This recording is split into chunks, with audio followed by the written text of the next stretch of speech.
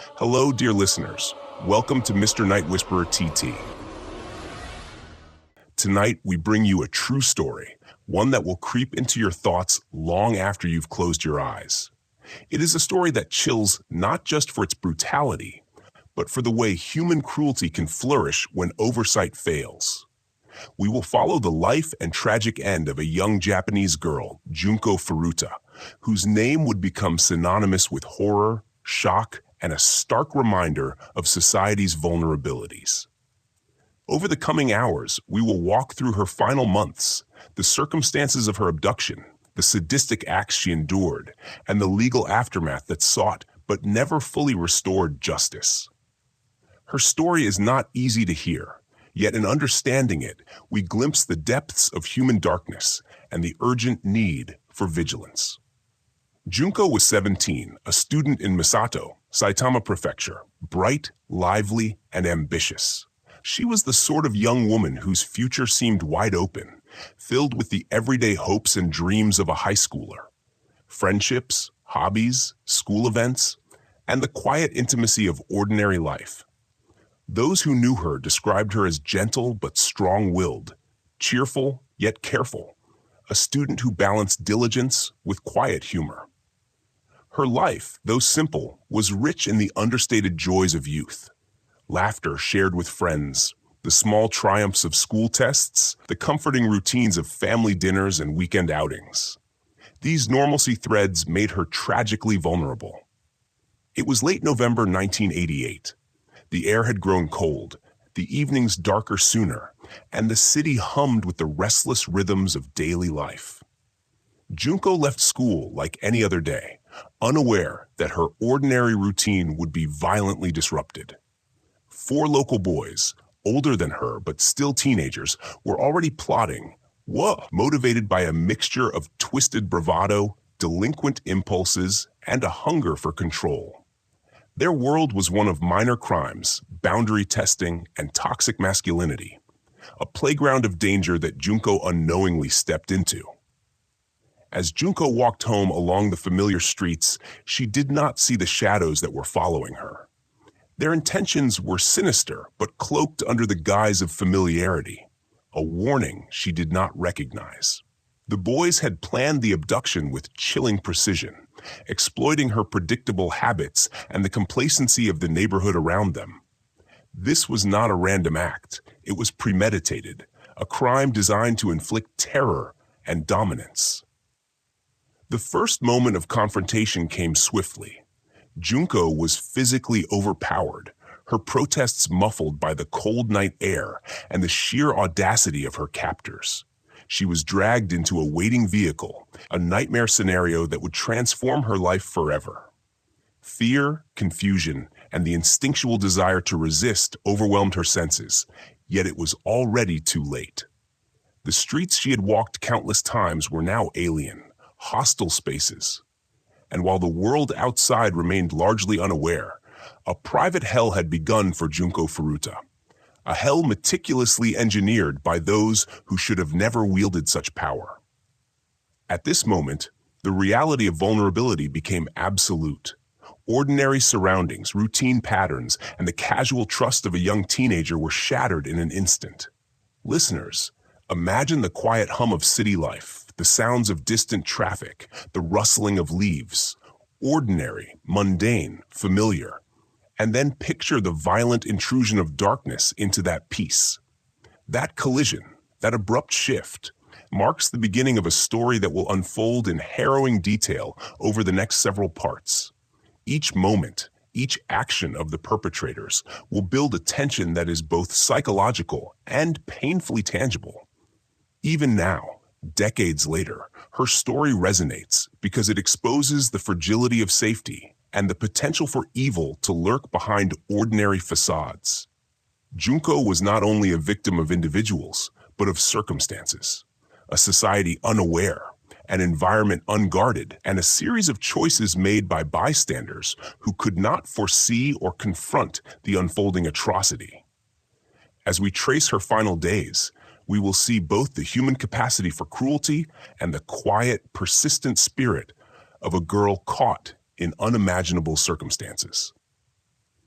Before we move further into Junko's tragic ordeal, take a moment to consider the fragility of ordinary life.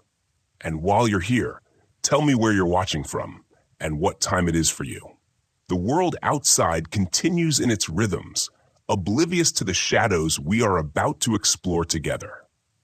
The night Junko Furuta was taken, the city of Misato seemed indifferent, the usual sounds of life flowing uninterrupted as if nothing had changed.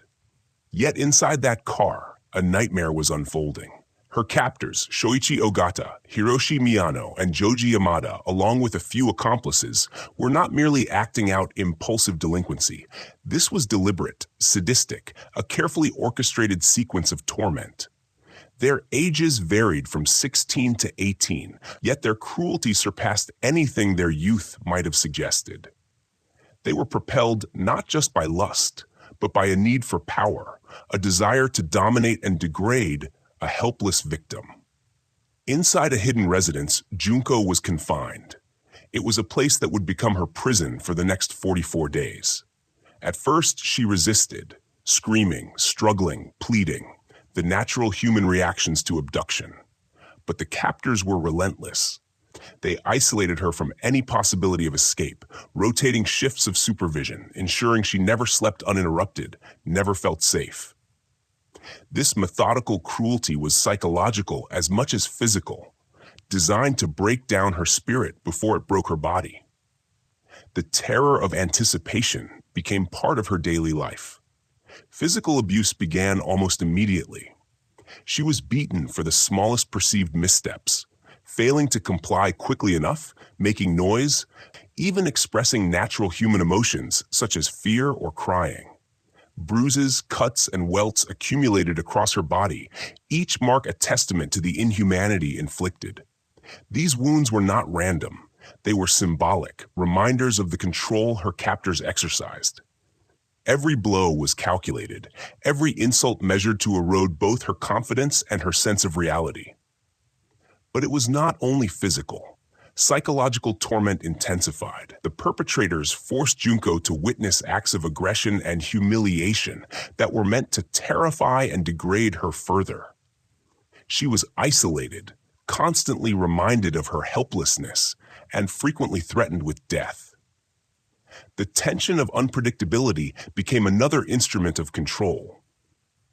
There were moments when she thought one of them might relent, moments when she tried to plead for mercy, only to discover that hope was another tool of manipulation, cruelly dangled and then snatched away. During these weeks, Junko's world contracted to the walls of that small house. The outside, school, friends, family, became distant memories, faint and inaccessible. Every visitor, every interaction from the captors was another test of endurance. They documented her suffering in photographs and notes, as if her degradation was a trophy to celebrate among themselves. This obsession with recording the horror added another layer of psychological torment.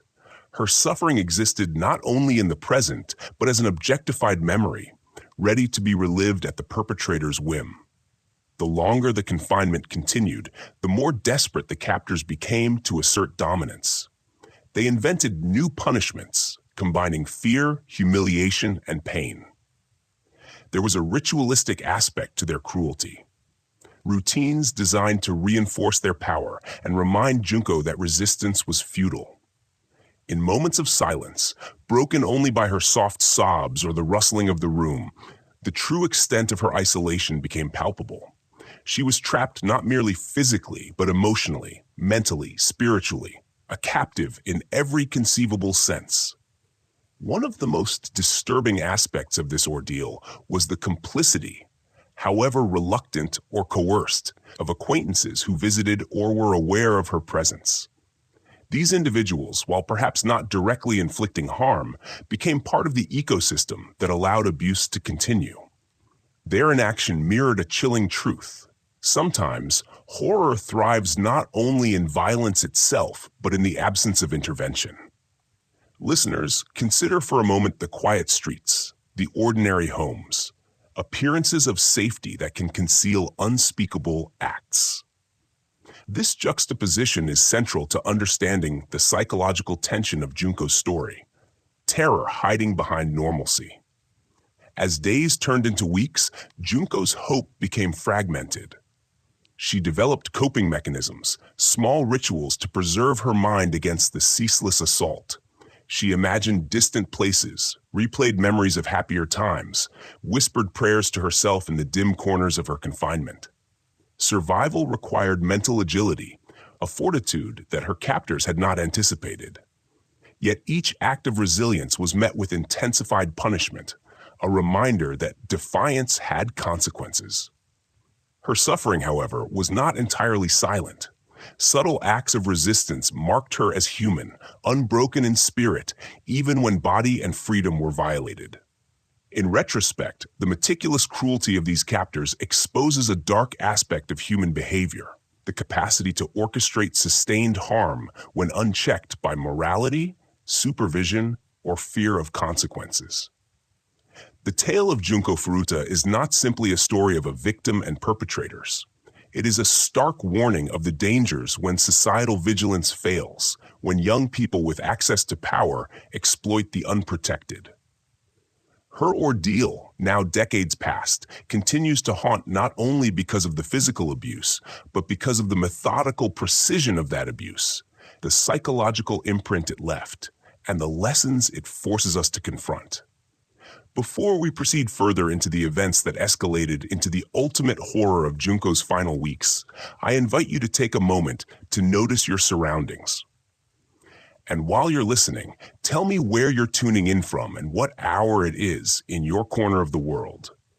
Life outside moves forward, oblivious to the shadow we are about to explore next. The third week of Junko's captivity marked a chilling escalation. By this point, her body was already bruised, battered, and beginning to betray the subtle signs of chronic stress. Trembling hands, rapid heartbeat, the constant tension of anticipation. Yet her captors were not satisfied. Their need to dominate had evolved into ritualistic cruelty, a pattern designed to break her into complete submission. Each morning brought new variations. Beatings timed with precise cruelty, humiliation designed to erode any remaining sense of dignity, threats whispered directly into her ear that she would never leave alive. Junko's surroundings had transformed into a labyrinth of fear. Every corner of the house seemed to carry a memory of pain, a mark of the psychological warfare imposed upon her. The perpetrators would manipulate even mundane objects to frighten her. Locked doors, dim lighting, random noises, the clatter of objects intentionally dropped in her hearing range. The environment itself became an accomplice, an extension of their sadism. She was constantly reminded that even the air she breathed was controlled, monitored, and weaponized against her. One particularly harrowing day, her captors forced her to endure both physical pain and public shaming. They summoned friends and acquaintances, coercing them into witnessing her humiliation under the guise of some distorted amusement. The room was filled with their laughter, their casual mockery as Junko cowered. In these moments, the cruelty was not only about pain, but about control, ensuring that she could see the indifference of others and internalize the hopelessness of her situation. The psychological scars left by such experiences were as potent as the bruises that marred her skin. She tried to speak, to reason, to plead for mercy, but words became useless. Her cries were met with either silence or intensified aggression. The captors seemed to feed on her attempts at defiance, twisting them into justification for further abuse. What emerged was a terrifying power dynamic. The victim's humanity exploited as a tool for further inhumanity. Each act of resistance was punished, each tear recorded, and each plea mocked. Junko's spirit was tested beyond ordinary comprehension, yet, astonishingly, she found ways to endure. Isolation played a central role in the cruelty. The perpetrators rotated shifts among themselves, ensuring that Junko never felt secure. No sleep was uninterrupted. Every sound, every footstep, every voice outside her direct supervision became a threat. Fear had become her constant companion, embedding itself into her consciousness so that even moments of silence were tense with anticipation. Sleep, the natural refuge of the human body, was denied. Dreams were replaced with nightmares of reality, every hour a continuation of her torment. During this period, the captors escalated documentation of the abuse. They photographed and recorded her injuries and reactions, creating tangible evidence of her suffering. It was as if the act of recording her torment made it more real, more permanent, more insidious. For Junko, each flash of a camera, each note taken about her condition, became another layer of terror. The permanence of the documentation ensured that her ordeal could be revisited and relived at any time, extending her trauma indefinitely. The psychological manipulation was equally meticulous. Captors would lie, promising release if she complied, only to break those promises with new punishments. They introduced contradictory rules and shifting expectations, forcing Junko into a constant state of anxiety. Her sense of reality was distorted. Fear and uncertainty became her daily companions. The unpredictability was the weapon, the method, and the signature of their cruelty. It was a calculated effort to ensure that no part of her mind remained free from control. One evening, the captors enacted a particularly cruel psychological experiment. They staged a fake opportunity for her to leave, a door left slightly ajar, a window unlocked, only to pounce when she reached for freedom. This fleeting taste of hope, immediately crushed, was more damaging than any physical blow. It instilled a deep understanding. Trust was fatal, hope was dangerous, and survival depended solely on navigating the whims of those who held power over her. Each day, the boundaries of despair were expanded, and Junko learned the grim rules of her captivity. Listeners, imagine the weight of such a relentless, oppressive schedule where fear is continuous and hope is weaponized against you. It is here that the insidious nature of prolonged abuse becomes clear. The physical injuries are only one layer. The psychological impact is deeper, lasting, and impossible to escape without intervention. The horror of Junko Furuta's story is as much about the mind as it is about the body, revealing the depths of human cruelty and the astonishing endurance of the human spirit. Before we continue further into the intensification of this nightmare, take a moment to check your surroundings. And while you're listening, I'm curious, what city are you hearing this from tonight? And what hour is it where you are? The world continues outside, unaware of the darkness we are exploring together. By the 4th week of captivity, the routine of torment had become almost ritualistic. The perpetrators had refined their methods, combining physical assaults with psychological strategies designed to ensure compliance. Junko's world had shrunk to the size of a single room, the narrow hallways outside feeling like a labyrinth of entrapment. Every corner, every shadow seemed to carry a threat, each sound a signal that her tormentors were watching, waiting to strike again. She became hyper-aware of even the faintest noises, each footstep echoing in her mind long after it had passed. The violence escalated in a way that was methodical yet unpredictable. Beatings were timed not merely for punishment, but for psychological impact. Strikes were delivered with precision, sometimes to her limbs, sometimes to her torso, always with the intention of leaving pain without necessarily leaving permanent disfigurement. A cruel balance that allowed the captors to prolong their control. Bruises formed in layers, some visible, some hidden, a visual map of her suffering. Every bruise, every scar, was a testament to the terror that had become her daily existence. Junko's attempts to maintain a semblance of normalcy were crushed quickly. Even simple acts, trying to eat, attempting to speak, moving about the room, were opportunities for punishment. The captors forced her into humiliating positions, degraded her verbally, and used both her body and her mind as instruments of their sadism. She was made to feel that survival required perfect obedience. Yet the rules shifted constantly, ensuring that even the smallest misstep could provoke further abuse. One particularly disturbing episode involved forced ingestion of substances meant to cause discomfort and confusion.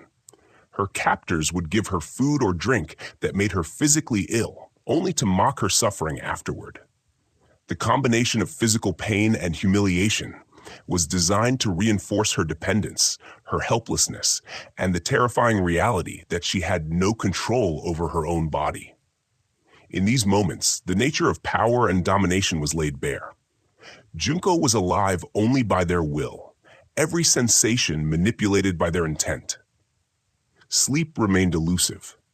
Nights were filled with whispered threats, sudden awakenings, and the ever-present tension that someone could appear at any moment. The absence of restful sleep compounded the psychological trauma, leaving Junko's mind foggy, her judgment impaired, and her body vulnerable. Each day became a test of endurance. Each hour a measure of how long a human could withstand constant terror without breaking completely. The captors understood the power of deprivation, using it as a tool to further destabilize their victim. At one point, the captors staged a form of social humiliation. They coerced Junko into performing tasks in front of others, friends or neighbors drawn into the deception, while simultaneously threatening harm if she failed. Laughter, mockery, and verbal abuse became a chorus of oppression, reinforcing the message that she was powerless. The combination of public shame and private abuse deepened her sense of isolation, reminding her that escape was not only physically impossible but socially unthinkable. Junko's body began to show the cumulative effects of the relentless abuse. Cuts, bruises, and welts were joined by signs of chronic malnutrition, dehydration, and exhaustion. Yet even as her physical state deteriorated, the captors' focus remained on psychological domination. They manipulated her perceptions, creating illusions of kindness or hope only to retract them, leaving her in states of confusion and despair. The mind became a battlefield where the only constant was fear, and the only certainty was that suffering would continue. On one particularly harrowing day, the captors introduced instruments of terror into her environment. Tools, objects, and household items used not for utility but for intimidation. Junko was forced to interact with these items under threat, every touch and movement a reminder of her vulnerability. The terror of anticipation, knowing that the object could be used to inflict pain, became as potent as the pain itself.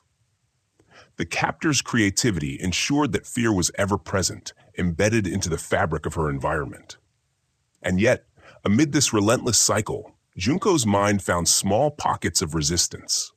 She developed strategies to survive, staying calm when possible, anticipating moods and actions, and learning to navigate the complex patterns of abuse. Her endurance became a silent rebellion, a testament to human resilience. Even in moments of utter despair, she retained the will to live, an internal flame that the captors could not extinguish. Listeners, take a moment to acknowledge the incredible strength it takes to endure such a systematic campaign of terror. And as you listen, I invite you to share, where in the world are you hearing this from, and what hour greets you tonight? There is a chilling connection between the darkness of this story and the normalcy of your own surroundings, a reminder of how extraordinary survival can be. By the fifth week, the psychological manipulation had reached new depths. Junko's captors had begun to impose complex rules and rituals, each violation carrying severe consequences. The environment was meticulously controlled. Meals, sleep, and movement were all dictated by the captor's whims. Even the air seemed surveilled. Each breath she took was monitored, and the smallest hesitation could trigger punishment. Fear had become her constant companion, a shadow that clung to every movement, thought, and fleeting dream. The captors began to exploit relationships and loyalties, weaving a web of deceit and coercion that isolated Junko completely. They would reference her friends or classmates, suggesting harm could come to them if she disobeyed, blurring the line between reality and their manipulative narrative. Every whispered threat was designed to break down her resistance, planting seeds of anxiety that grew with each passing day. She was forced to internalize responsibility for things beyond her control, a tactic that instilled guilt and further weakened her mental defenses. Physical abuse escalated in both frequency and intensity.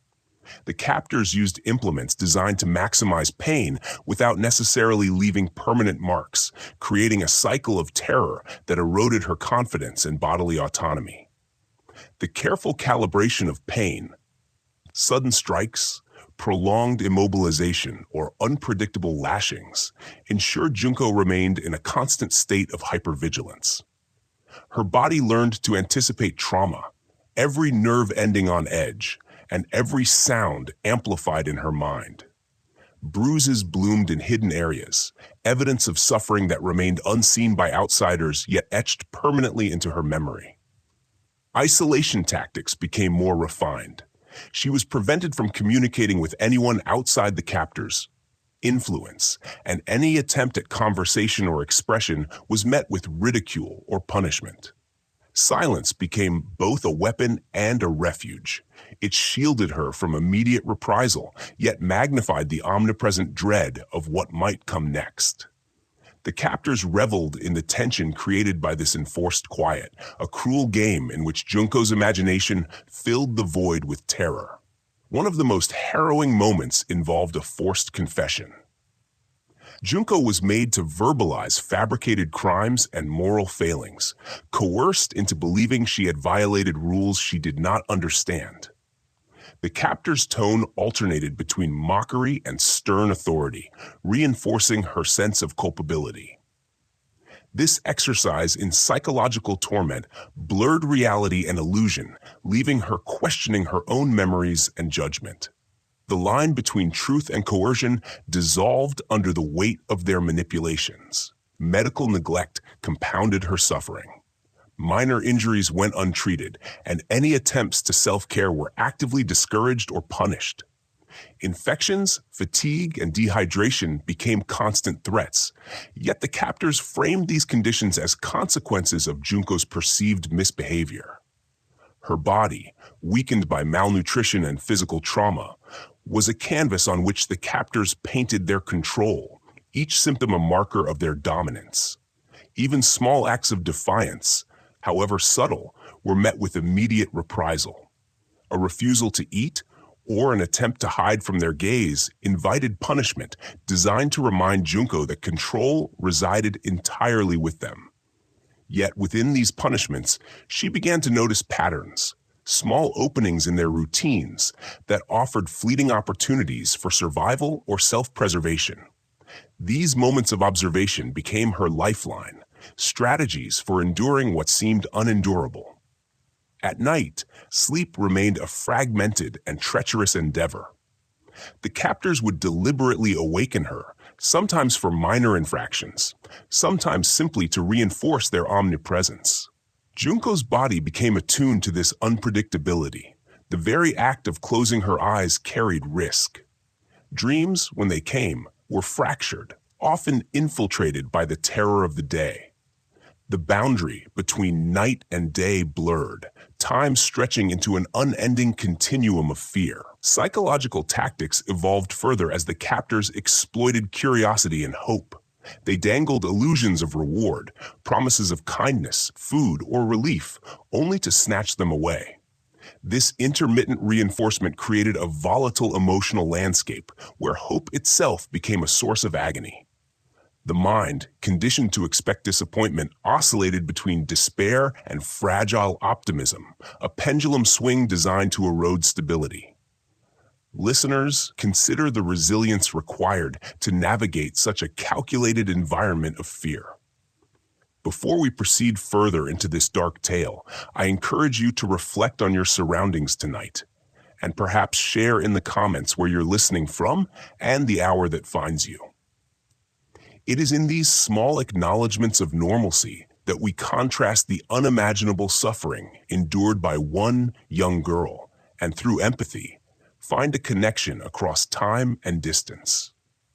By the 6th week, Junko's captors escalated their psychological games, introducing a chilling hierarchy of obedience and punishment.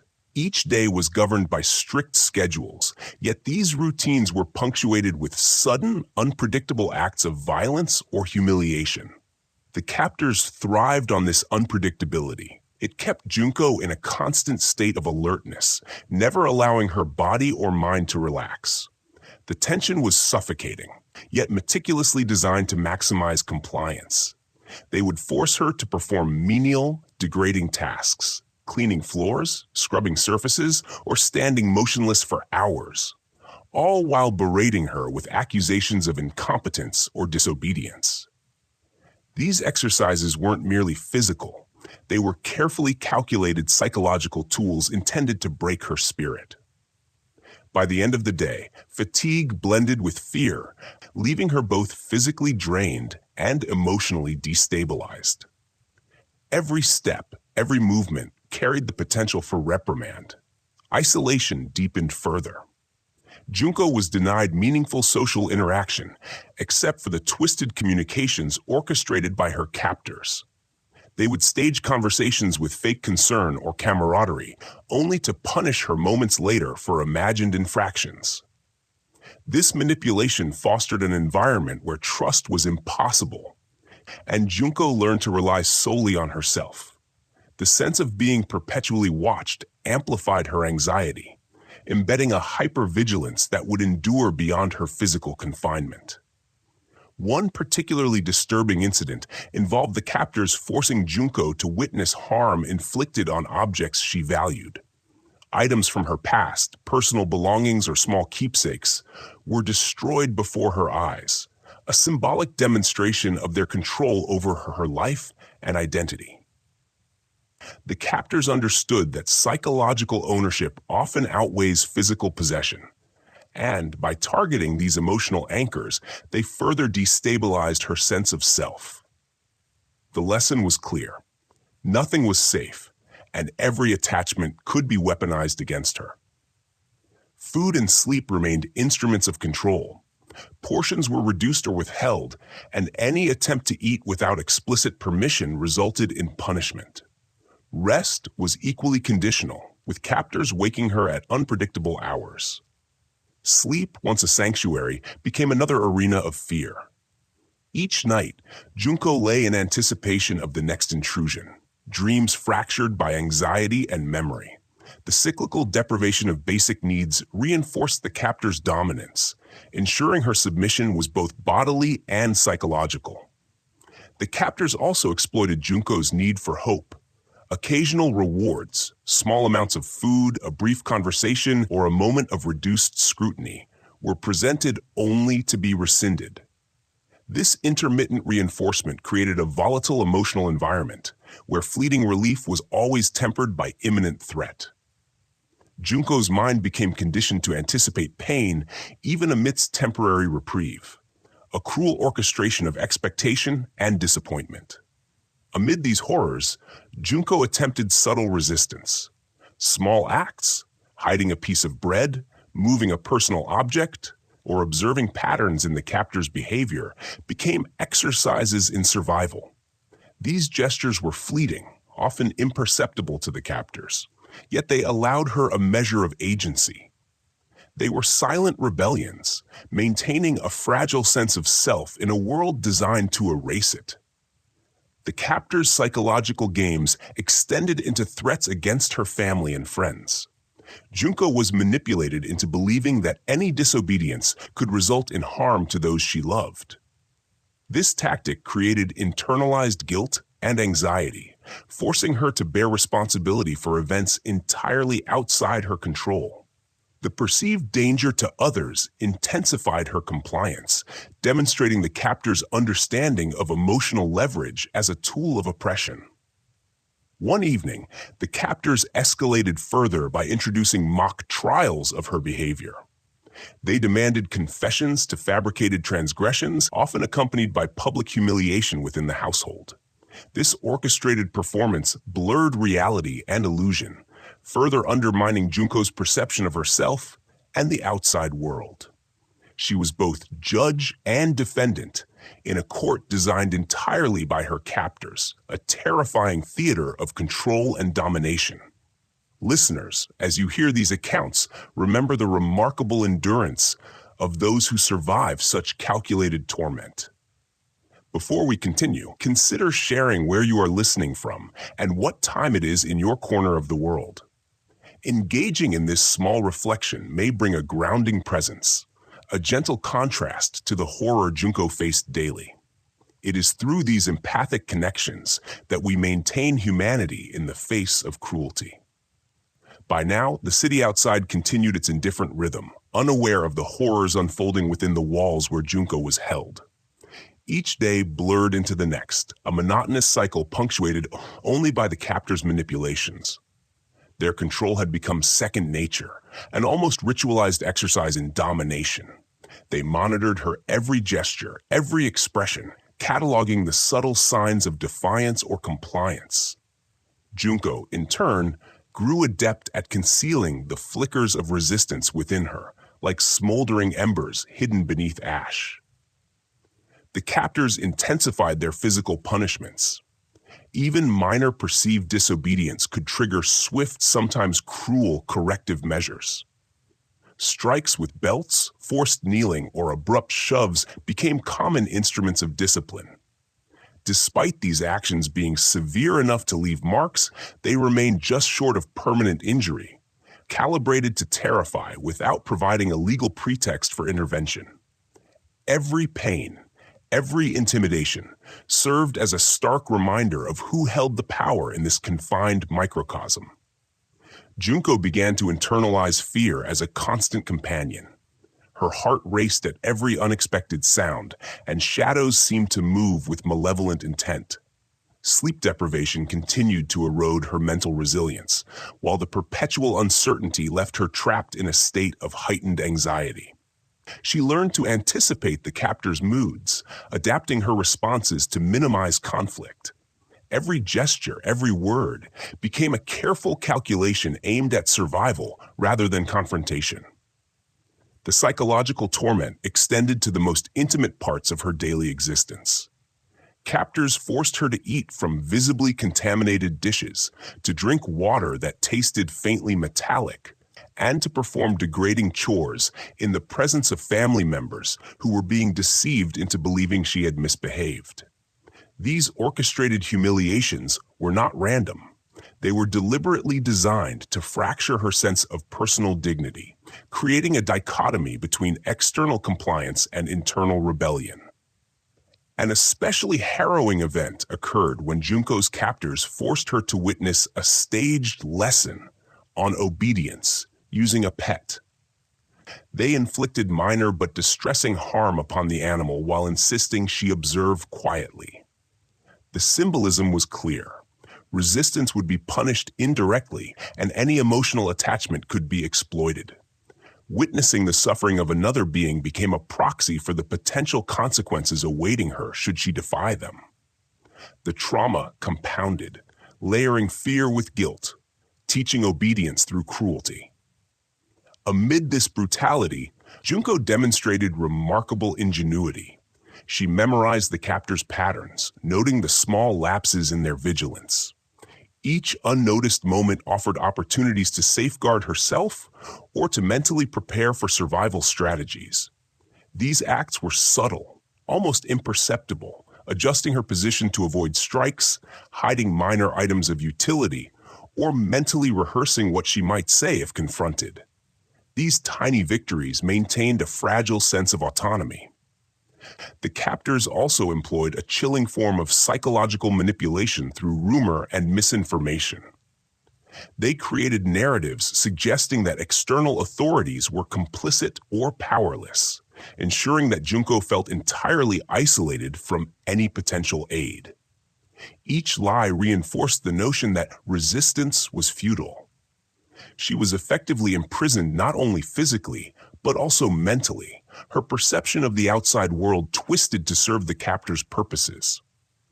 During one prolonged night, the captors conducted a test of obedience by instructing Junko to write confessions about imagined transgressions. Each word she wrote was scrutinized, corrected, and mocked. Any deviation from the script invited punishment, teaching her that even private thoughts, once expressed, could become instruments of control. The line between private and public behavior blurred, eroding the final remnants of personal privacy. Despite the relentless oppression, moments of quiet resilience emerged. Junko found small ways to preserve fragments of memory. A recollection of her favorite song, a mental image of her friends, or a fleeting vision of sunlight filtering through a window. These mental refuges became sacred spaces, places where her identity could survive, where the essence of herself remained untouched. Though invisible to her captors, these mental sanctuaries offered crucial psychological sustenance. Listeners, as you consider the chilling intricacies of control and submission, I encourage you to pause and reflect on where you are and what hour it is in your own world. Taking a moment to connect with your surroundings serves as a subtle anchor amidst the unsettling stories we explore, reinforcing the fragile yet enduring nature of human awareness. The days grew longer in the oppressive environment Junko inhabited, each one stretching endlessly as the captor's cruelty intensified. By now, the psychological games had become almost mechanical, a ritualized pattern of dominance that left her perpetually on edge. Her sense of time had blurred completely. Mornings and nights were defined not by sunlight, but by the captor's schedules of intimidation and coerced compliance. Every footstep outside her door, every murmur in the adjacent room, became a signal to brace herself. One particularly harrowing day, the captors introduced a new form of degradation. Junko was instructed to perform household chores under strict scrutiny while enduring verbal assaults designed to erode her sense of self-worth. Every action she took was criticized, mocked, and corrected. She learned quickly that any hesitation, any minor error, could escalate into punishment. The constant expectation of perfection created a tension that was both mentally and physically exhausting, leaving her body tense and her mind perpetually alert. Physical pain remained an omnipresent threat, but it was the psychological torment that proved most insidious. Junko's captors frequently manipulated her emotions by alternating between feigned kindness and sudden violence, creating a disorienting unpredictability. These emotional swings prevented her from accurately anticipating outcomes, eroding trust in both herself and the world around her. Fear and hope became intertwined in a dangerous cycle, leaving her emotionally vulnerable and hyper-aware. The captors also exploited her social connections, particularly her family. They threatened consequences for her loved ones if she failed to comply, amplifying the internalized fear. Junko internalized responsibility for the safety of others, a burden that weighed heavily on her psyche. Each act of obedience became a form of survival, not just for herself, but in her mind, for those she cared about. The moral and emotional complexity of this burden added layers of tension that were difficult to endure. An especially disturbing incident involved the captors' manipulation of sensory perception. They altered lighting, used sharp odors, and produced sudden, jarring sounds to disorient Junko.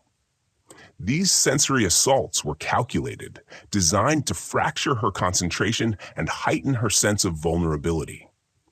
Every detail of the environment became a potential instrument of fear, leaving her unable to find comfort even in the smallest routines. Despite the relentless oppression, Junko's ingenuity persisted. She discovered subtle ways to maintain personal agency, such as hiding small objects or mentally rehearsing conversations for when she might be questioned. These tiny acts of resistance were invisible to the captors, offering her a fragile sense of control in an otherwise controlled world. Each small victory reinforced her will to survive. The psychological experiments extended beyond Junko herself. The captors staged scenarios where she witnessed minor acts of harm toward pets and objects, forcing her to internalize the consequences of defiance indirectly.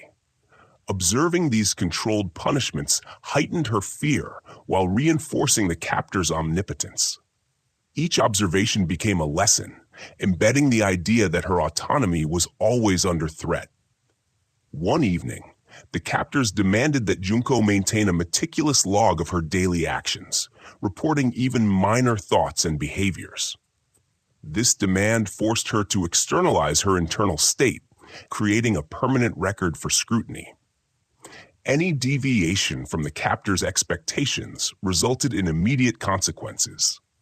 The exercise blurred boundaries between personal reflection and enforced confession, leaving Junko vulnerable to constant evaluation. Her captor's tactics were not only about control, but also about dismantling her sense of self. By compelling her to conform to arbitrary rules, punishments, and humiliations, they effectively isolated her from any internal or external support. Yet, even under extreme duress, Junko clung to fragments of memory, recollections of friends, favorite songs, and fleeting moments of normalcy.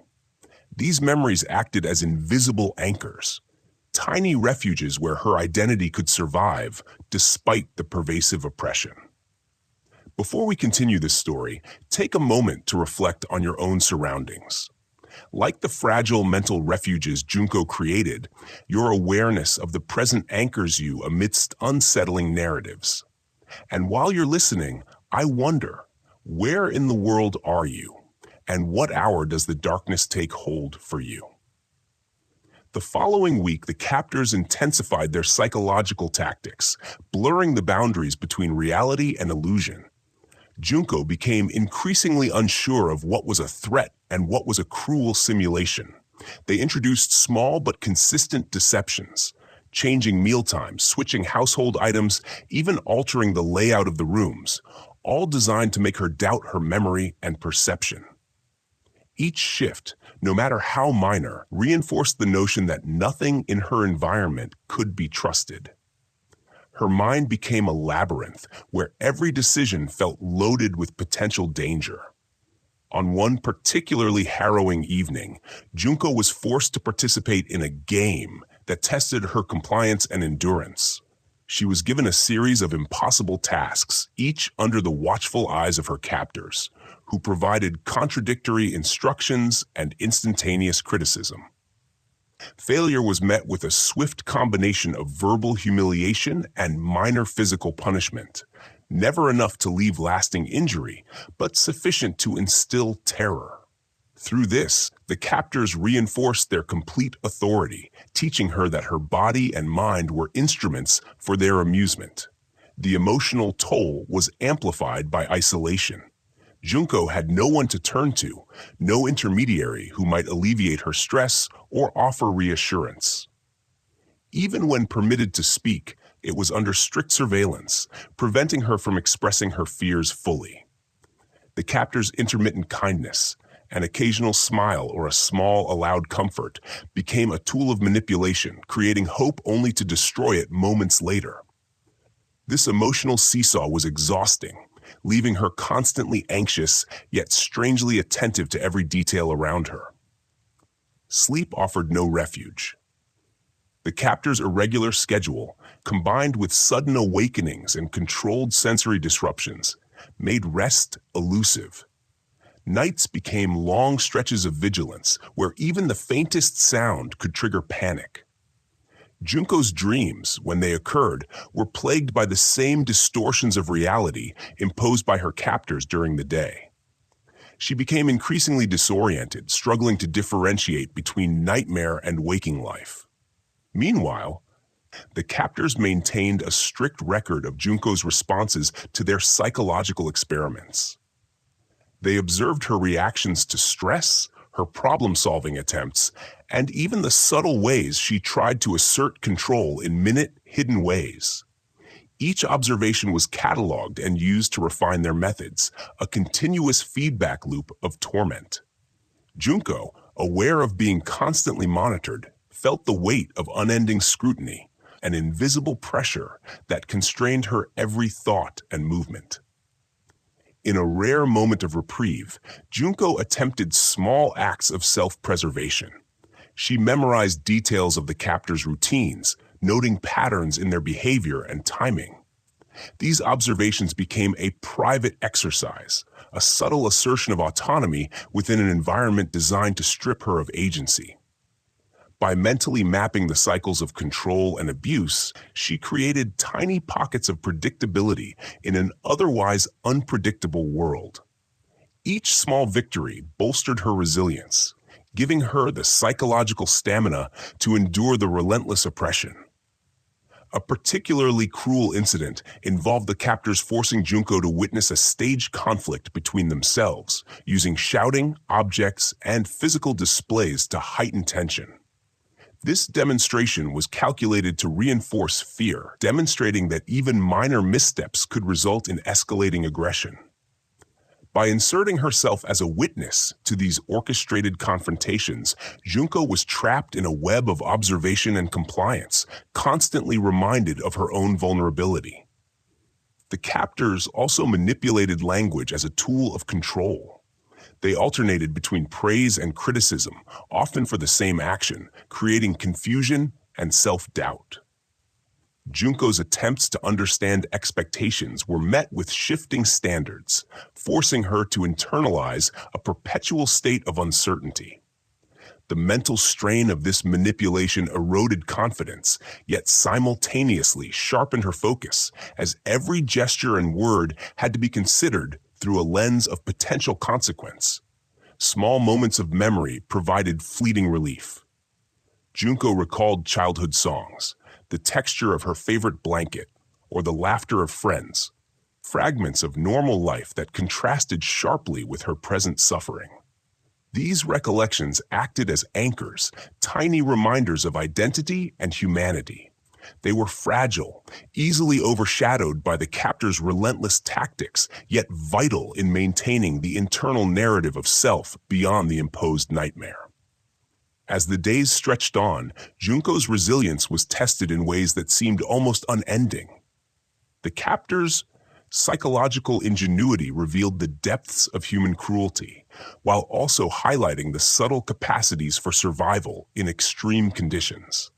Each small act of endurance, each mental strategy for coping, became a thread in a complex tapestry of survival, illustrating the delicate balance between submission and resistance in a world engineered for control. Before we continue, take a breath and notice your surroundings. Like Junko, we all cling to fragments of familiarity amidst chaos.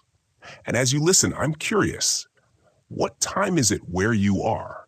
And what small comforts anchor you in your own day? The captor's tactics evolved yet again, this time incorporating more direct threats to Junko's sense of physical safety.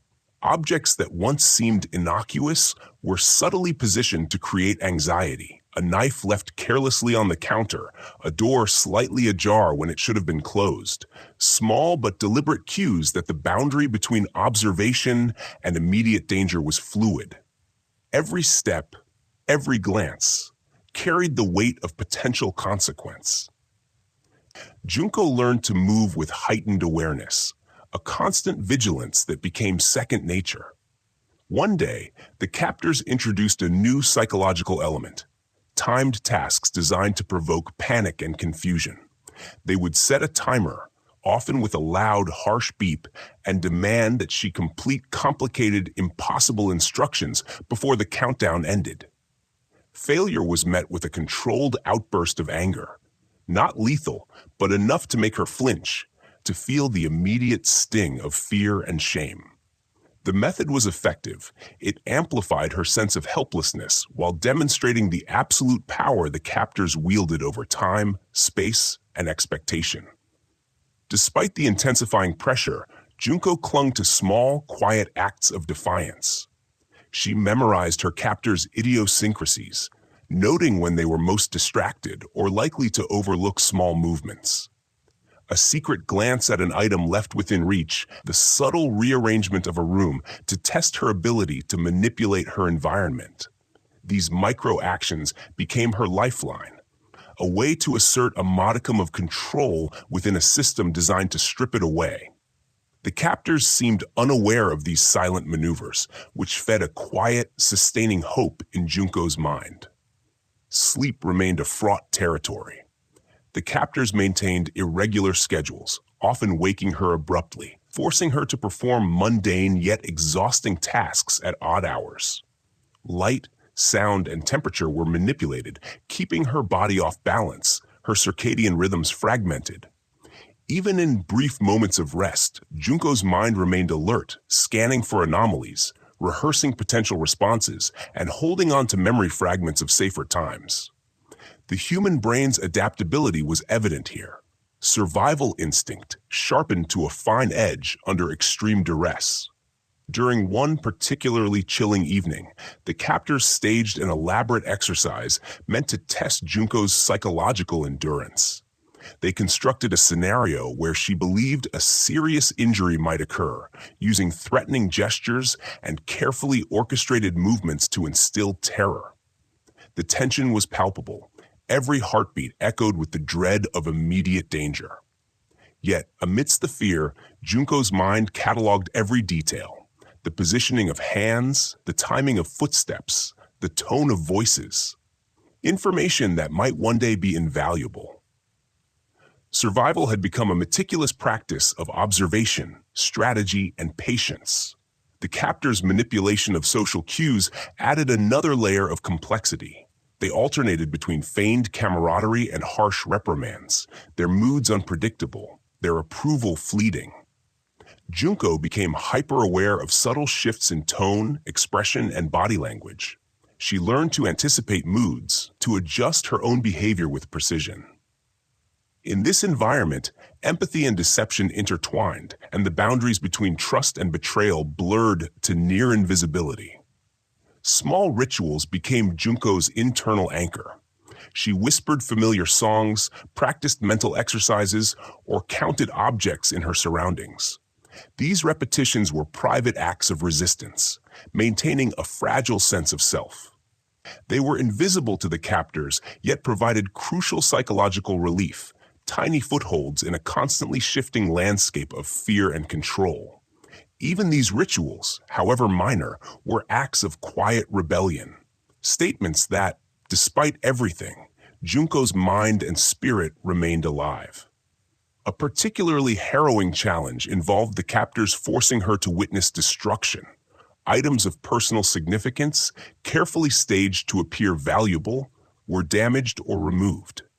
The exercise demonstrated their ability to control not just her actions, but her emotional responses. It was a lesson in surrender and manipulation. The captors could induce grief, shock, or frustration at will.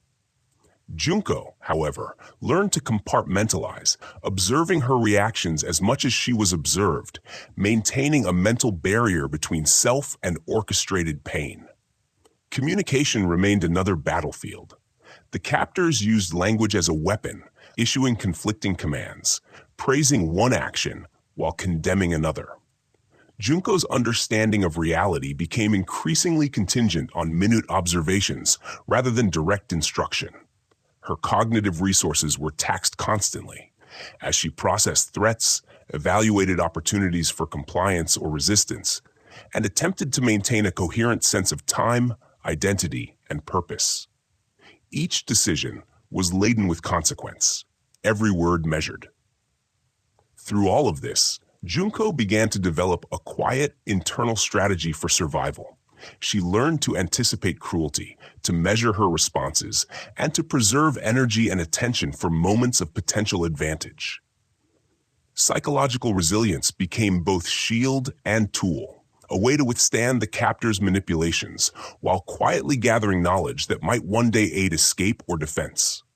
Her mind, forced into overdrive, sharpened into a mechanism of endurance. Before we move forward, take a moment to notice your own environment. Even in safety, the mind can wander to shadows and uncertainties, much like Junko's experience. And as you reflect, share your own quiet space, where you are listening, and what time of night surrounds you. It's fascinating to consider how context shapes perception, even from the safety of your own room. The captor's tactics escalated in subtle yet profoundly disturbing ways. They began introducing elements that blurred the line between reality and deception. A shadow cast across a hallway, a misplaced object that suggested movement while none occurred, even faint whispers at the periphery of hearing, all designed to unsettle Junko's perception of space and time. Her environment became an ever-shifting maze, a psychological labyrinth where every step required vigilance. The air itself seemed charged with tension, the ordinary transformed into potential threat. One afternoon, they forced Junko into a scenario that tested not just her endurance, but her comprehension of morality under duress. She was made to witness minor cruelty directed at animals, carefully calculated to provoke empathy, guilt, and internal conflict. This exercise left her both traumatized and analytical, her mind trying to parse lessons, anticipate motives, and catalog potential weaknesses in her captor's behaviors. The exercise was both psychological and social. It reinforced dominance while simultaneously gauging her capacity to react under moral strain. The captor's monitoring became near constant. Junko learned the rhythms of observation, which moments were safe for microgestures, when the captors were distracted enough to allow subtle shifts in her environment. Even the placement of objects on a table or floor became a test of spatial memory and attention.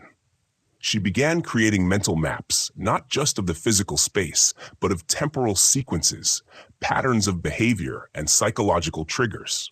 These maps became her lifeline, her framework for survival. Sleep, when it came, was fragmented and shallow. The captors employed irregular routines, waking her at unpredictable intervals with minor shocks, a sudden light, a cold draft, an unexpected noise. Even in these restless hours, Junko's mind was active, rehearsing scenarios, cataloging cues, and evaluating risks. The human capacity for adaptation proved astonishing. She could navigate minutes of terror with a clarity that would have been impossible under normal circumstances. On one particularly tense evening, the captors staged a confrontation designed to incite panic. They presented conflicting instructions, a task that could not be completed in the allotted time, alongside veiled threats of punishment. Junko's heart raced, her mind hyper-focused, yet she managed to execute a series of small, precise movements to comply just enough to avoid immediate harm. The lesson was clear. Control was absolute, but ingenuity could provide fleeting reprieves. Yet even amidst this orchestrated terror, small victories emerged. Junko discovered she could manipulate certain objects unnoticed. The arrangement of utensils, a slight adjustment of a door, the subtle repositioning of items that changed the captor's perception. Each minor success, imperceptible to those who wielded so much power over her, strengthened her resolve. These tiny acts of autonomy reinforced a fragile but vital sense of agency. The captors also experimented with emotional manipulation. Moments of feigned sympathy were interspersed with sudden, harsh reprimands. Junko learned to parse these swings, identifying patterns and anticipating triggers. Emotional oscillation became a psychological treadmill, exhausting yet instructive. She adapted, learning to maintain a neutral internal state even as the captors oscillated between cruelty and feigned warmth. Her emotions became a private domain, resistant to external control. During one encounter, they staged a scenario intended to provoke despair. A personal item, carefully described as irreplaceable, was shown damaged, though in reality it remained intact. The captors measured her reaction, recording the intensity of fear, frustration, and grief. Junko responded with controlled restraint, observing her own responses as much as the captors observed her. These exercises, though cruel, owned her perception and emotional regulation to an extraordinary degree. Communication continued to be a battlefield. Instructions were layered, often contradictory, forcing rapid assessment and strategic compliance. Junko's understanding of language, timing, and tone became highly sophisticated, allowing her to interpret intent, predict consequences, and navigate complex social dynamics within a tightly controlled environment. She became adept at reading between the lines, discerning meaning from subtle cues, and maintaining a mental equilibrium under constant surveillance. The captors' tactics were not merely physical or overtly threatening. They were deeply psychological, designed to fracture perception, instill uncertainty, and erode confidence. Junko, however, developed an internal framework of observation, pattern recognition, and resilience. Her mind became both shield and weapon, a means of survival amidst relentless manipulation. Each day was a calculus of risk and adaptation, an exercise in mental endurance that refined her instincts. Before we move further into this story, take a moment to notice the sounds around you, perhaps the hum of a fan, distant traffic, or the quiet of the night. These ordinary details, safe and grounding, are what Junko longed for. Stability amidst chaos. And while you're reflecting, I invite you to share your current time and location, a small anchor in your own reality, just as Junko clung to hers. By now, Junko had become almost imperceptibly attuned to the rhythms of her captors. Every creak of the floor, every shadow cast by the low light was a signal, a cue for action or restraint. Her senses sharpened beyond what one might consider normal. The faintest change in air pressure, the subtle shift in temperature, or the tiniest sound became a form of communication. She began cataloging these micro-signals in her mind, creating a mental map of cues that allowed her to anticipate the captor's movements and intentions. Each discovery, each nuance was a lifeline, a small step toward maintaining control in an environment designed to strip her of it. One morning, a new phase of their cruel experimentation began. They introduced an external element, a person unknown to Junko, to simulate a rescue scenario. The intruder, carefully instructed, played the role of a potential savior while Junko remained under strict surveillance. The captors were assessing her reactions. Would she hope, panic, or comply?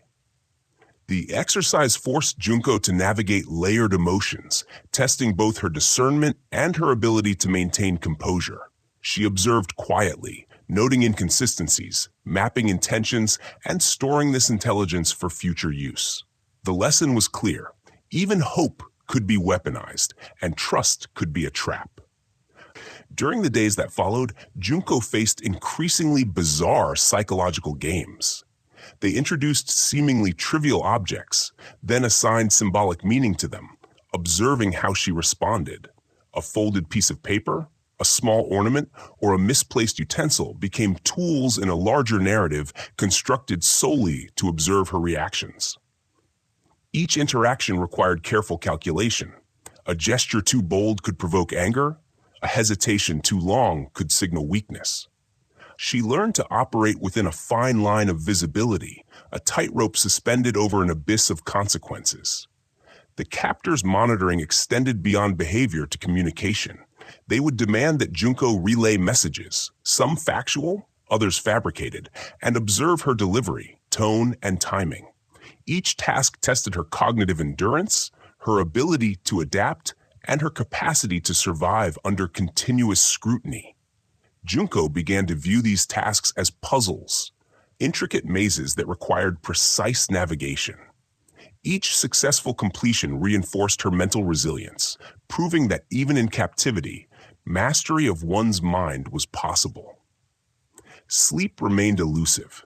Nighttime brought not only darkness, but an unpredictable set of challenges. Sudden light, abrupt noises, and moments of simulated danger. These disruptions were designed to destabilize both body and mind, yet Junko's growing awareness allowed her to anticipate and adapt. She developed an internal rhythm, a method of observing, calculating, and reacting even in the face of exhaustion. The captors, unaware, were training a mind that refused to break, honing her strategic thinking and resilience through relentless pressure. One afternoon, an incident occurred that would leave a lasting impression. The captors staged an apparent accident. A container was tipped over, spilling contents across the floor. Junko observed the pattern of the spill, the reactions of the captors, and carefully chose her response. She cleaned efficiently but without haste, signaling compliance while subtly preserving her autonomy. This small act, unnoticed by the captors, became a symbolic assertion of agency, a reminder that even in confinement, she could influence outcomes. The captors' manipulation of time became more pronounced. Days blurred together. Routines shifted unpredictably. Junko maintained a mental calendar, marking events, cues, and patterns. This temporal map allowed her to anticipate cycles, predict behaviors, and subtly negotiate moments of reprieve. The captor's attempt to disorient her, to fracture her perception of reality, was met with quiet resistance, her mind organizing chaos into a framework of survival. Emotional manipulation intensified. Small gestures of kindness, a word, a pause, a smile, were juxtaposed with sudden threats or punishments. Junko learned to navigate this emotional landscape, maintaining a neutral exterior while internally cataloging responses, predicting moods, and assessing risk. She realized that emotions, like objects, could be instruments of control or tools for strategy. Mastery over her own emotional responses became as critical as any physical action. In one particularly tense session, the captors simulated a choice between two seemingly equal paths, each fraught with potential harm. Junko analyzed minute cues, a twitch of an eye, a subtle inflection in voice, to determine which option carried less immediate risk. Her ability to interpret nonverbal signals became a crucial survival skill, allowing her to navigate traps designed to confuse or terrify. Every decision, no matter how minor, required precision, observation, and patience. Before we proceed further, pause and notice the subtle sounds around you. Perhaps the rustle of leaves outside, the distant hum of city life, or even your own heartbeat. These details, mundane yet grounding, are Junko's lifeline in her confined world, a contrast to the chaos she faces. While you reflect, share your current time and location, a small anchor in your reality, much like Junko's silent observations, tethered her to clarity. The captors introduced a new element to their psychological experimentation: isolation in the midst of proximity. Junko found herself confined in a small room, yet the sounds of others, laughter, commands, even arguments, echoed just beyond the walls. This deliberate layering of sensory input and deprivation created a disorienting environment where the presence of human life was simultaneously reassuring and torturous. Junko became acutely aware of her own breathing, the subtle vibrations of the floor, and the faint scent of dust and dampness. Every detail was a data point, a piece of the puzzle she needed to survive. During these sessions, they experimented with communication barriers. Junko was required to respond to questions or perform tasks while certain information was withheld, leaving her to rely on inference and intuition. She quickly developed strategies for interpreting half-truths, reading between lines, and anticipating intentions. It was a game of mental chess, one where mistakes could trigger severe consequences. Her resilience grew not from brute strength, but from meticulous observation, patience, and the silent accumulation of knowledge.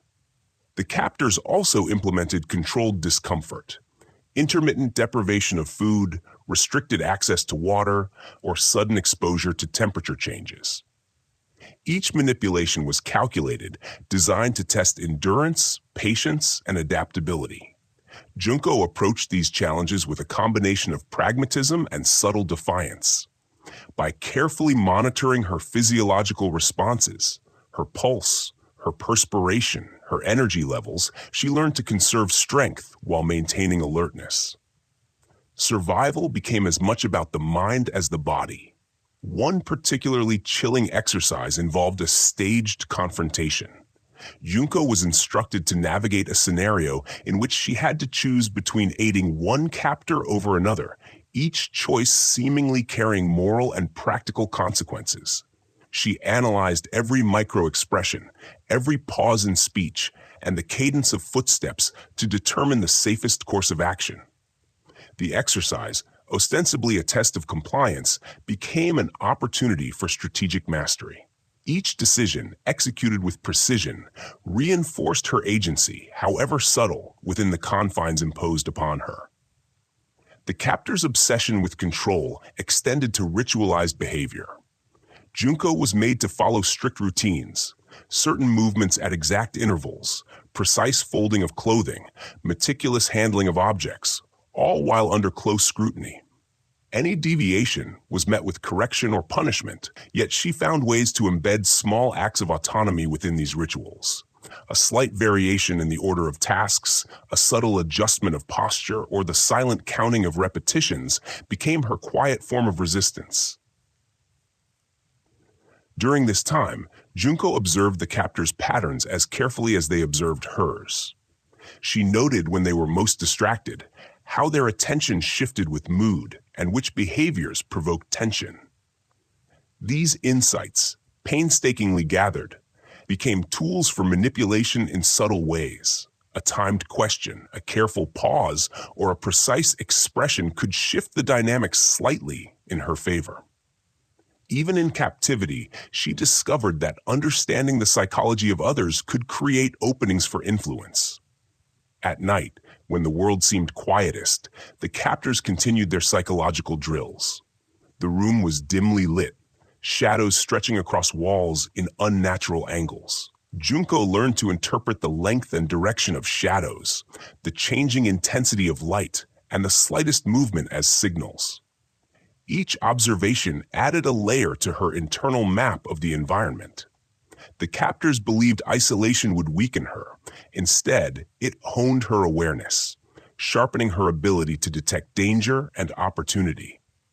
A critical event occurred when the captors introduced a new tool, a small tape recorder. Junko was instructed to record statements, stories, or observations, all while the captors listened remotely. This seemingly innocuous device became a source of insight into the captor's intentions. Junko learned to encode information subtly in her recordings, a method of asserting control and preserving mental clarity. The tape recorder transformed into a conduit of both compliance and silent defiance, a way to navigate the oppressive environment while maintaining a sense of self. Physical endurance was also tested. Captors designed exercises that required prolonged standing, precise movements, or holding positions that strained muscles and joints. Junko approached these with careful pacing, analyzing the limits of her body and learning to endure discomfort without showing weakness. Each session reinforced a crucial lesson. Survival depended on a balance of physical resilience, strategic thought, and psychological insight. Before we continue with the next sequence of Junko's ordeal, take a moment to notice the smallest details around you, the texture of the chair you're sitting on, the faint hum of electricity, or the pattern of shadows cast by light through a window. In these subtle cues, we find grounding, much like Junko's precise attention to her environment kept her tethered amidst chaos. Share your current surroundings and the time for you, a reminder that our reality, though fragile, anchors us in ways unseen. The captors escalated their psychological manipulations further, introducing unpredictability into Junko's environment. No 2 days were alike. Tasks, punishments, and movements were suddenly altered, leaving her unsure of what to anticipate. This randomness was designed to destabilize her, to erode her sense of routine and control. Yet, Junko adapted with remarkable precision.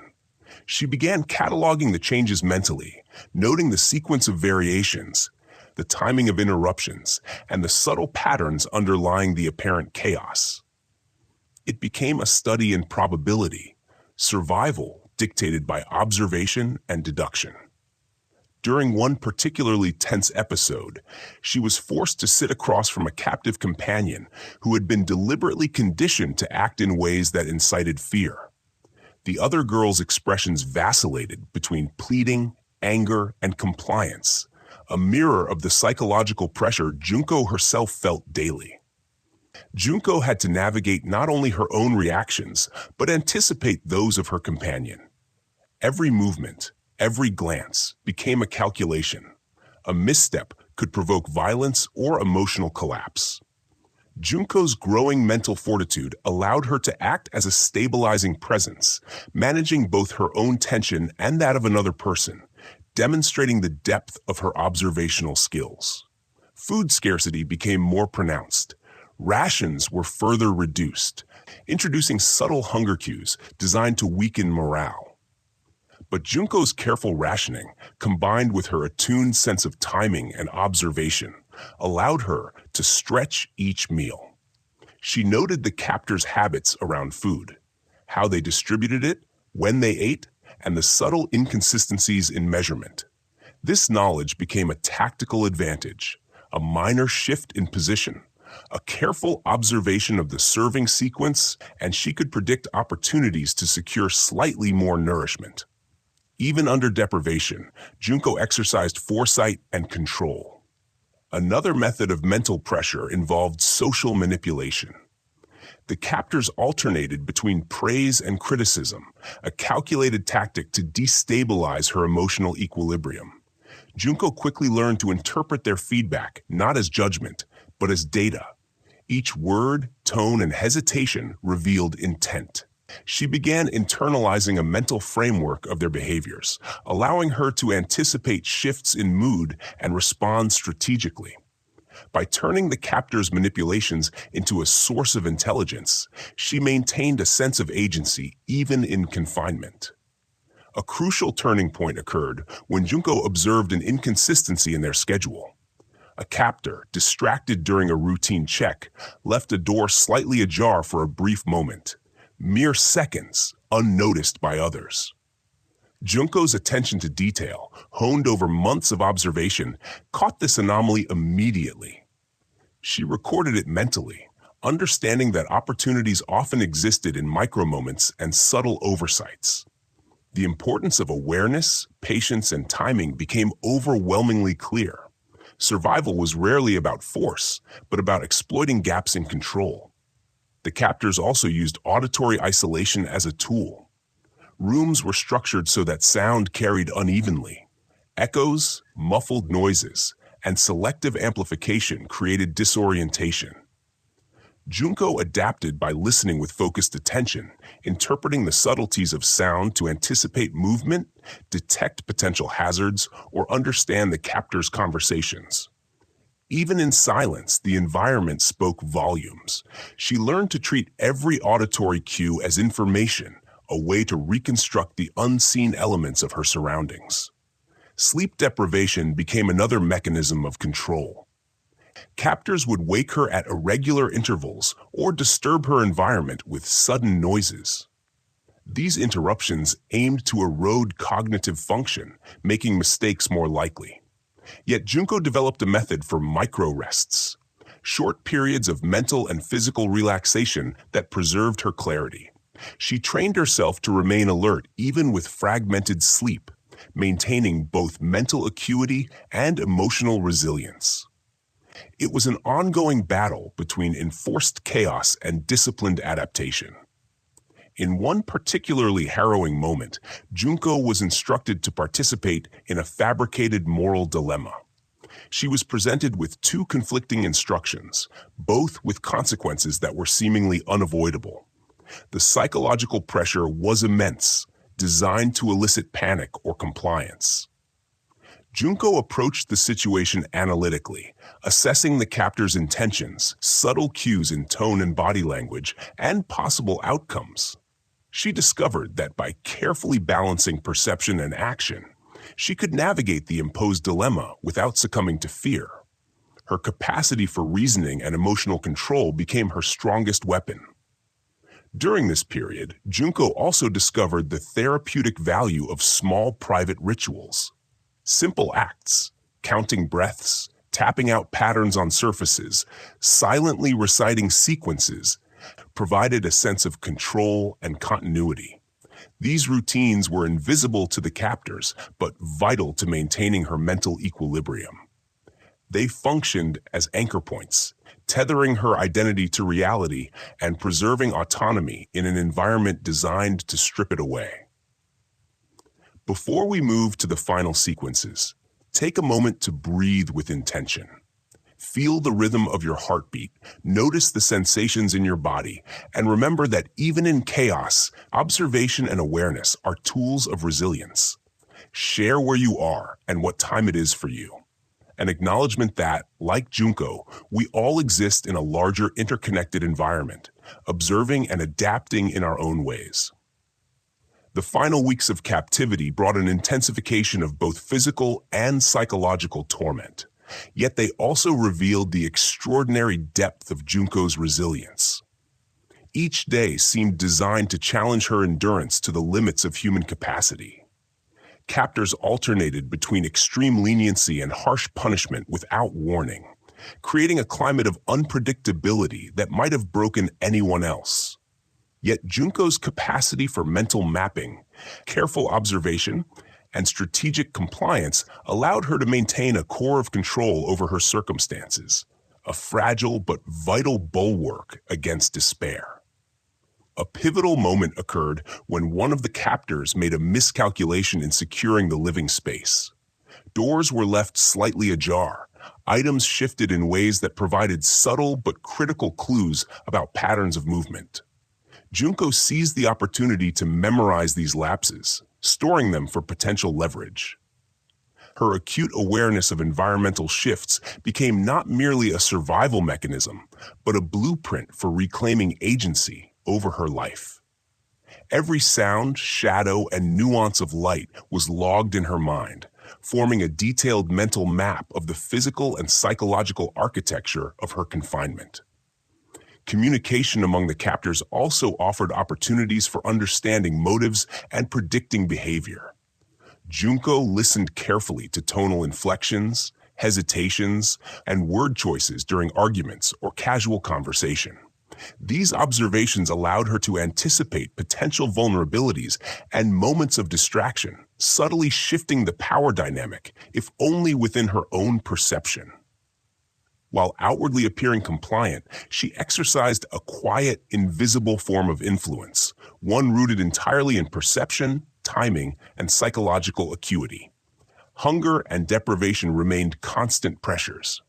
Small, precise actions allowed her to preserve nutrition. Careful handling of limited food, observation of captors' eating habits, and timing of consumption to avoid detection. Each decision carried weight, and Junko's consistent attention to detail preserved her physical resilience alongside her mental fortitude. The interplay of these dual strategies, mind and body, sustained her in a situation where many others would have succumbed. Eventually, law enforcement became involved after concerned neighbors and school officials noticed Junko's absence. The investigative process revealed layers of evidence that had been painstakingly preserved, despite the captors' attempts to obscure their crimes. Police carefully pieced together the timeline of abductions, manipulations, and movements. Forensic examination confirmed numerous inconsistencies and traces left behind by the perpetrators, a testament to both Junko's meticulous observation and the captor's imperfect control. When the final confrontation occurred, the captors were apprehended through coordinated efforts by multiple agencies. Junko's own precise recollection of schedules, voices, and environmental patterns aided investigators in understanding the layout of her confinement and the behavioral tendencies of the offenders. These details, carefully memorized over months, were crucial in ensuring the safe recovery of other potential victims and in building a case that would withstand judicial scrutiny. During the trial, the testimony of Junko's experiences provided the clearest possible window into the systematic cruelty and deliberate manipulations executed by the perpetrators. Her account of the daily unpredictability, enforced isolation, hunger, and psychological games highlighted both the severity of the crimes and the remarkable endurance required for survival. Jurors were presented with detailed evidence, corroborated by law enforcement records, showing a pattern of prolonged abuse that had culminated in near-fatal outcomes. The judicial proceedings were thorough. Experts in criminal psychology testified to the deliberate intent and premeditation behind each act, while medical testimony corroborated the physical and mental suffering endured by the victims. The courtroom became a space where the true extent of manipulation, cruelty, and control was laid bare. Witnesses and investigators emphasized the extraordinary resilience of Junko, framing her survival as both exceptional and instructive in understanding the nature of extreme abuse. Ultimately, the verdict was delivered. All perpetrators were found guilty of multiple counts of abduction, assault, and premeditated murder. Sentences reflected the severity of their crimes, including life imprisonment without parole. The judicial outcome affirmed that meticulous observation, courage, and resilience could not only preserve life, but also ensure that justice was served against those who sought to exercise unchecked power over others.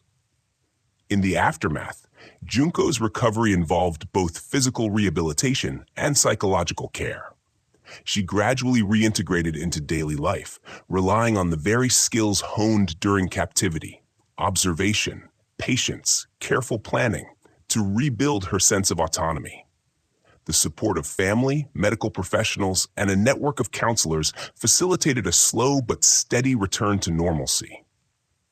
Though the memory of captivity remained, it was tempered by a profound understanding of her own strength and the resilience of the human spirit. As we reflect on Junko's ordeal, let us acknowledge the enduring lessons it imparts: the power of observation, the capacity to adapt even in extreme circumstances, and the strength inherent in human endurance. Even when subjected to relentless control and manipulation, she transformed her knowledge and awareness into tools of survival, ultimately reclaiming agency and life itself. Take a moment to settle your body. Exhale slowly and let the intensity of this story fade. Allow the calm to return, knowing that vigilance, awareness, and resilience are qualities that exist in all of us, guiding us safely through our own challenges. Remember the extraordinary capacity of the human mind to navigate the most daunting circumstances, and carry that thought with you into rest.